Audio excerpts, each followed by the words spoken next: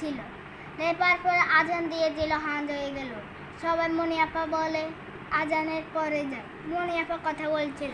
তারপরে মনি আপা সবাই বাজারে সাথে সাথে হাঁটা শুরু করে শরীরের দিকে দিয়ে বাড়ি যেতে ছিল। হঠাৎ সিঁড়ির নিচে কে নামাজ পড়ছিল।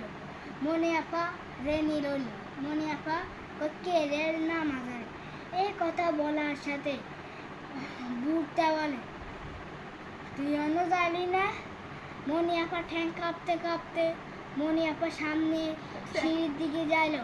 হুড়ি গাট খুলে জানার পরে দেখে সবাই সাদা কাপড় গা দেন না। আর মনি আপা যেখান দিয়ে যাবে সেখান দিয়ে পড়তে ভালো না। মনি আপা যাচ্ছিল, তো গুফায় আগে যাচ্ছিল, আর সবাই হাসে আর হাতে দাঁড়িয়ে হা হা হা করে হাতে দাঁড়িয়ে নিল।